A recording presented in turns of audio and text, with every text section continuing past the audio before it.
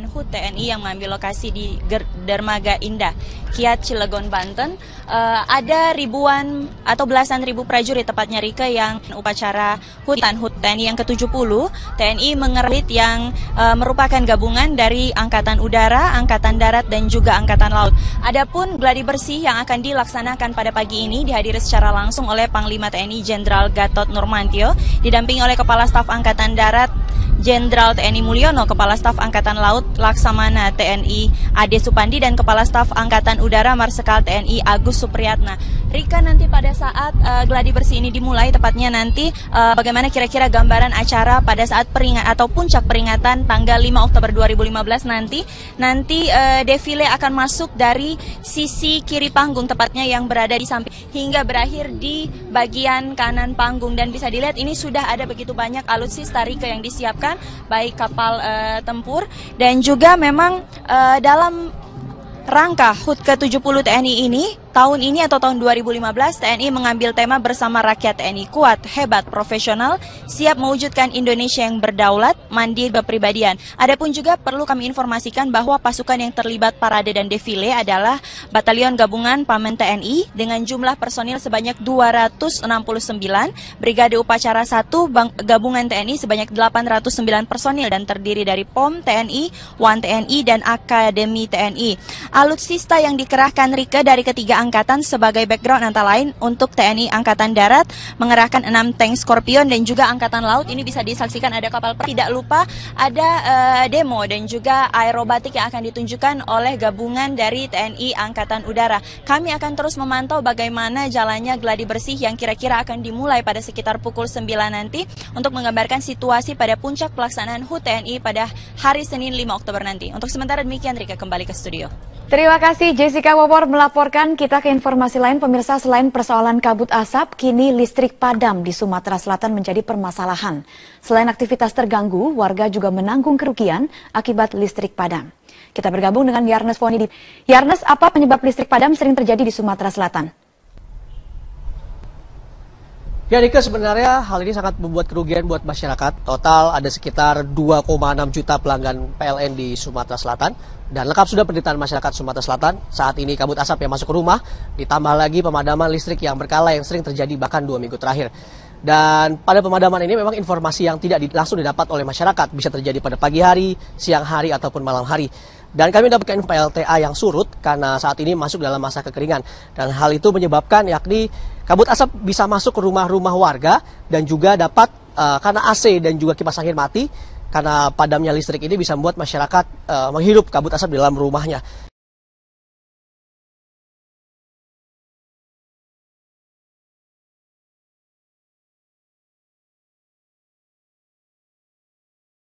Pihak PLN. Dengan kondisi musim kemarau sekarang, beberapa PLTA itu tidak bisa beroperasi. Kalaupun bisa. Itu juga jadi, dan PLN menyatakan defisit daya sekitar 225 sampai dengan 240 megawatt. Berikut petikan wawancara dari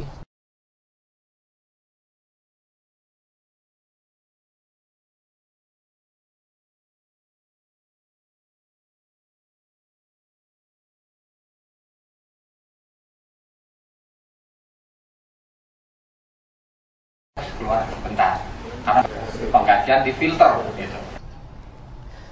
Dampak kerugian ekonomi, material, semua terus terjadi bagi masyarakat Sumatera Selatan karena padamnya listrik ini. Bahkan kadang-kadang terjadi pada malam hari dan juga membuat jarak pandang sangat tipis. Rika? Bahas solusi untuk mengatasi ini. Ya, Rika, sebenarnya ada beberapa solusi untuk dapat bagaimana saat ini masyarakat bisa tetap menggunakan listrik. Namun ada beberapa tanggapan dari masyarakat mengenai padamnya listrik di Sumatera Selatan ini. Ganggu ya Mbak ya, genset itu hanya bisa untuk nyalain aja, tapi untuk kayak telepon, kayak jaring internet itu kita mati total. Sangat terganggu benar dengan kejadian kayak gini, dan matinya juga sangat lama gitu loh. Dari mati lampu ini sendiri kerugian kita banyak banget. Dari kerugian materi, terus dari waktu juga, kita kan mau ngangkat yang genset itu, keluarin genset, terus mau isi bensinnya juga, itu kan perlu uang yang banyak. Itu kurang lebih hampir 2 mingguan. Iya, mati lampu udah 2 minggu. Jadi pasien kan nggak yang datang. Susah beraktivitas. Rika, pasti ada opsi-opsi lain bagaimana harus dilakukan PLN ataupun masyarakat untuk dapat menyikapi hal ini. Bersama saya dengan pengamat elektronik, Pak Abdul Rahman.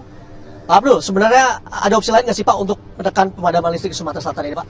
Kalau kondisinya seperti ini akan terjadi setiap tahun ya, karena kemarau ini bisa terjadi setiap tahun.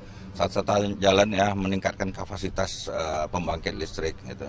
Karena tahun ini saja kalau kita mengandalkan air, kemaraunya sampai kapan kita tidak tahu.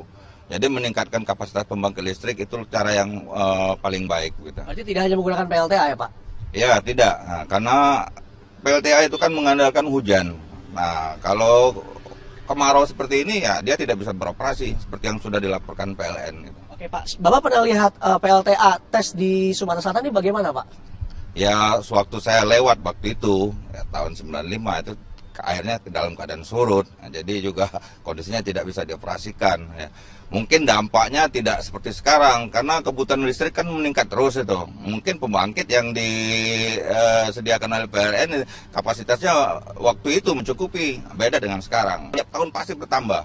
Nah itu solusi ke depan harus diperhitung dengan cermat ya, bagaimana caranya supaya meningkatkan kapasitas pembangkit itu sesuai dengan kebutuhan masyarakat. Oke, sekarang berarti masih kurang ya Pak kapasitas pembangkit buat masyarakat Sumatera Selatan ya.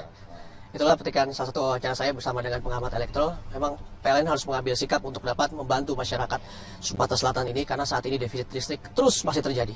Rike. Terima kasih Yarnes Foni bergabung langsung dari Palembang, Sumatera Selatan. Dengan menggunakan jalan darat hanya membutuhkan waktu sekitar 20 menit saja. Dan terkait dengan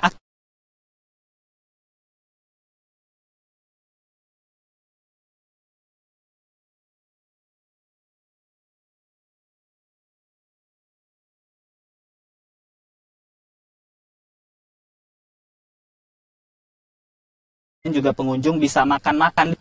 Timur pantai ini ada banyak pondok yang bisa dimanfaatkan oleh para pengunjung untuk menyantap menu seafood yang telah disiapkan oleh para pengelola di sini. Dan juga memancing di sini karena di sebelah selatan pantai ini berupa karang, maka banyak sekali ikan di sana yang bisa dipancing oleh para pengunjung. Dan yang terakhir, fenomena sunset yang paling penting. Jika pada sore hari, karena ini letaknya di sebelah barat, ini membuat fenomena sunset sangat mudah untuk disaksikan pada sore hari. Dan Rike, yang perlu kami sampaikan di sini adalah memang pengelolaan di Pantai Lampu ini sudah cukup baik. Namun masih ada ratusan wisata di Provinsi Aceh yang masih kurang perhatian oleh pemerintah setempat. Lalu langkah apa yang akan dilakukan oleh pemerintah provinsi untuk memaksimalkan potensi wisata yang ada di Provinsi Aceh? Berikut adalah liputannya, Rike. Selain kota Sabang, masih banyak tempat di Aceh yang memiliki potensi wisata luar biasa, khususnya wisata alam. Mulai dari pantai, perbukitan, serta air terjun yang masih sangat alami. Menurut Dinas Pariwisata Aceh, provinsi ini memiliki sekitar 800 wisata unggulan yang tersebar di berbagai daerah kabupaten kota. Hanya saja, tidak semua lokasi tersebut telah dikelola dengan maksimal oleh pemerintah setempat. Salah satunya adalah kawasan puncak tebing Lamreh yang ada di Kabupaten Aceh Besar. Di sini, pengunjung bisa menikmati panorama laut dan bukit yang sangat menawan. Tapi sayang, akses ke lokasi ini masih sangat terbatas. Begitu juga dengan pengelolaannya. Keterlibatan pemerintah yang minim membuat manajemennya tidak memenuhi standar pariwisata. Tempatnya bagus, pemandangannya juga keren. Sayangnya aja kurang dikelola aja dia sama pemerintahnya. Iya, semoga aja kalau udah kesini lagi, jalannya udah bagus, tempatnya udah dikelola, udah lebih rapi, lebih layak lah buat wisatawan. Menanggapi hal ini, Dinas Pariwisata dan Budaya Aceh akan lebih gencar